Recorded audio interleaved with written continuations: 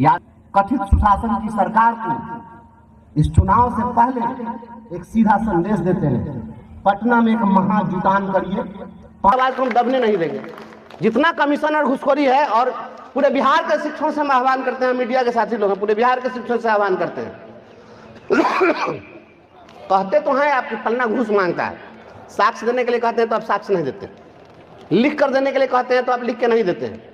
WhatsApp पर हमको लोग लिखते हैं, कहते हैं सर मेरा नाम उजागर नहीं कीजिएगा।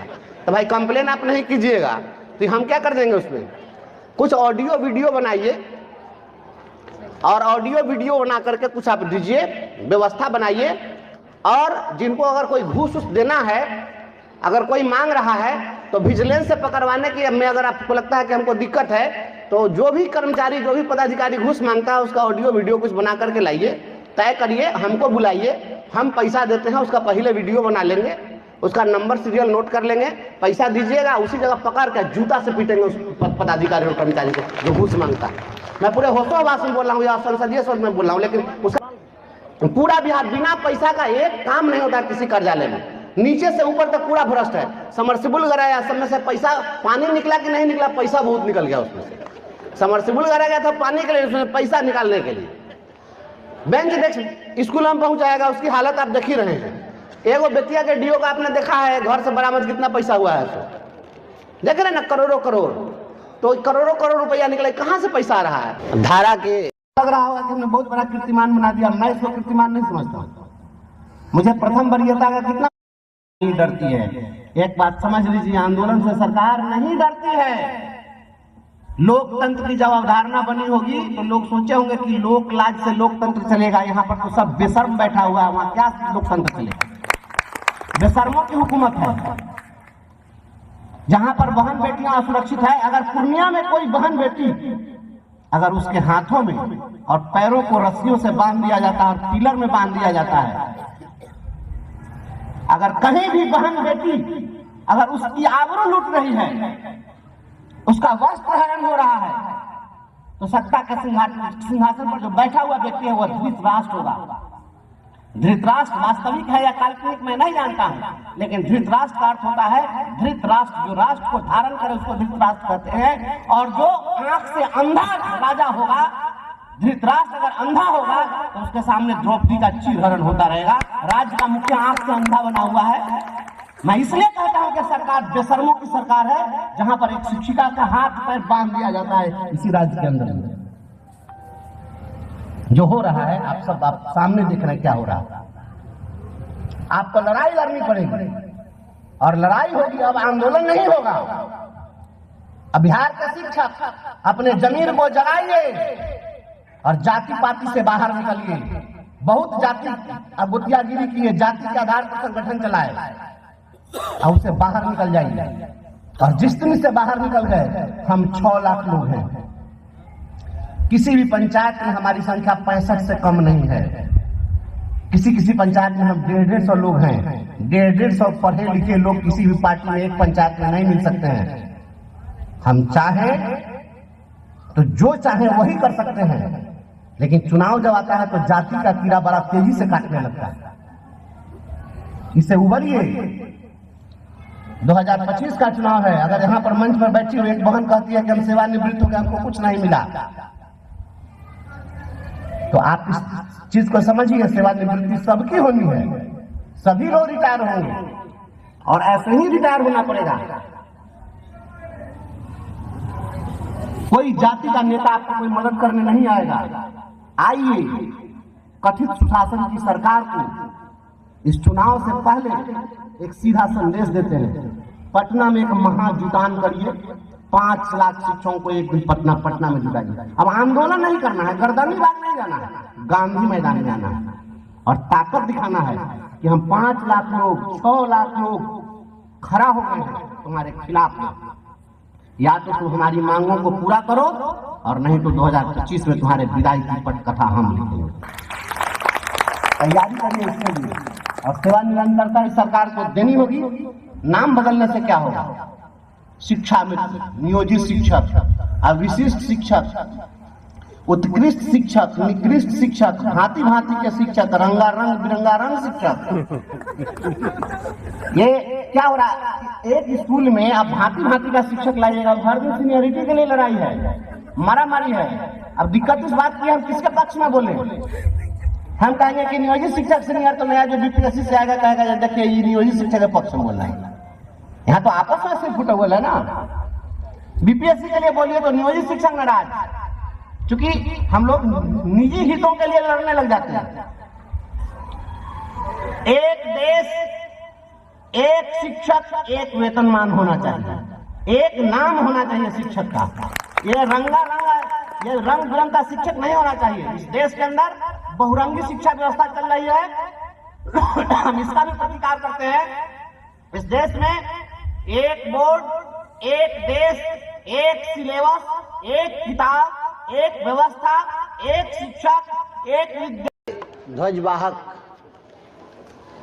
स्मृति से महान राजनेता कर्पूरी ठाकुर की इस पावन धरती समस्तीपुर की भूमि को मैं नमन करता हूं। इस कार्यक्रम की अध्यक्षता कर रहे हमारे संगठन के विभूतिपुर के अध्यक्ष भाई दिलीप जी, हमारे संगठन के जिलाध्यक्ष भाई निशांत नीलाभ जी, महासचिव भाई संतोष जी, प्रखंड सचिव आरसी प्रसाद जी, हालांकि जो कवि आरसी प्रसाद जी हुए वो भी यहीं के हैं, और मंच पर उपस्थित हमारे क्रांतिकारी जुझारू प्रदेश स्तरीय नेता, बिहार पंचायत नगर प्रारंभिक शिक्षक संघ के प्रदेश के उपाध्यक्ष भाई रामचंद्र जी,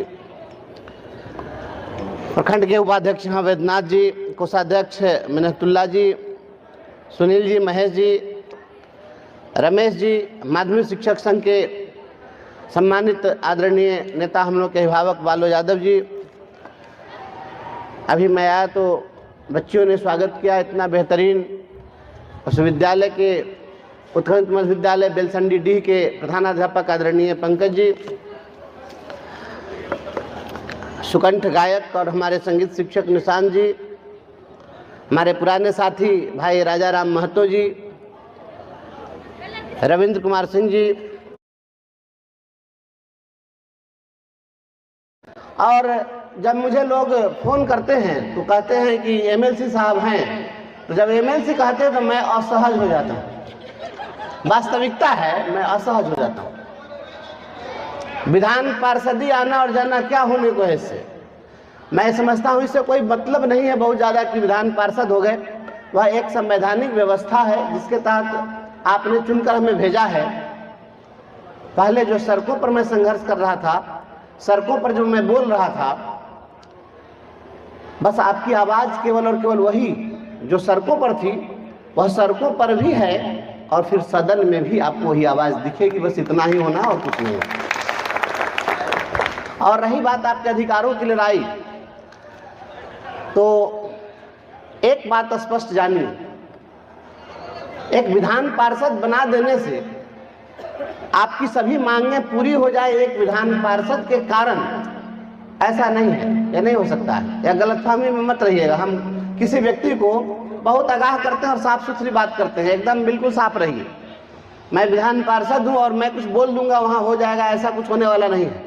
लेकिन एक बात जरूर है कि विधान पार्षद बनाने के बाद जब मैं कोई बात बोलता हूं उसको और ज़्यादा गंभीरता से लोग लेते हैं और गंभीरता से सुनते हैं। बस इतना ही अंतर हुआ। पहले उतनी गंभीरता से लोग नहीं सुनते। आपने देखा कि राज्य के अपर मुख्य सचिव प्रतिदिन वीडियो कॉल कर रहे थे ना। जब वह वीडियो कॉल करके और शिक्षकों को जलील करना शुरू किया इन्होंने सार्वजनिक रूप से, तो हमने भी वीडियो बनाना शुरू किया और मैंने कहा कि अगर तुम एक बनाओगे तो 4 हम बनाएंगे, तैयार रहो। जब हमने दिखाना शुरू किया, रामवृक्ष बेनीपुरी जी के गांव का हालात हमने दिखाया, तो आपका वीडियो कॉल बंद हो गया। ये बोलने का ही परिणाम है, अब वीडियो कॉल नहीं हो रहा है। जब बेटे और बेटियों को ये इंटरमीडिएट की परीक्षा में 5 मिनट विलंब होने पर, 2 मिनट विलंब होने पर घुसने नहीं दे रहे थे, तो हमने कहा कि गरीबों के बच्चे हैं तो आप इनको मारेंगे और उसको खदेड़ देंगे, और 5 मिनट विलंब होगा तो आप जाने नहीं देंगे।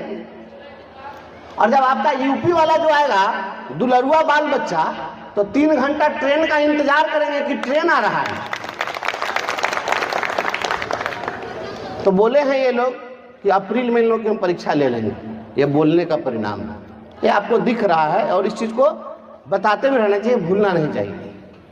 लड़ाई है, लड़ाई आपकी होगी। जो प्रमुख मांग है उस मांग में सेवा निरंतरता की बात है। हमारे कुछ साथी कहे कि हमारे नई ज्वाइनिंग के कारण हमारी सर्विस कंटिन्यूटी चली जाएगी। बताइए पूरे दुनिया के अंदर में कोई ऐसी सरकार हमको कोई बता दे जहां पर कोई कर्मचारी काम कर रहा हो और वही ड्यूटी, वही रेस्पॉन्सिबिलिटी वह परफॉर्म करने के लिए केवल उसका नाम बदल दिया जाए तो उसके पहले की सेवा समाप्त कर दी जाए। ऐसी व्यवस्था पूरे दुनिया के अंदर कहीं है तो कोई बता दीजिए।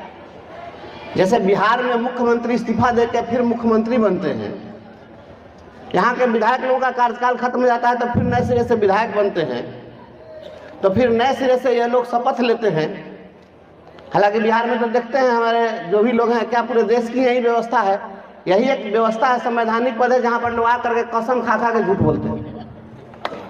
हर दिन कसम लोग खाता है एकदम सत्य निष्ठा की, मैं कसम खाता हूँ, ईश्वर की शपथ लेता हूँ, मैं संविधान के अनुकूल आचरण करूंगा, और पूर्णतः संविधान के विरुद्ध काम करते हैं।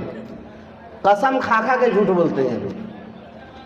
पिछले दिनों अभी हम मुकेश जी बैठे हुए हैं रात्रि प्रहरी के, जब हम कहीं भी जब बात करते हैं उनका चेहरा हमको ध्यान में आता है। हमने उस दिन शून्यकाल समिति की बैठक थी, शून्यकाल समिति का मैं भी मेंबर हूँ, अधिकारियों को बुलाया गया था, उसमें रात्रि प्रहरी की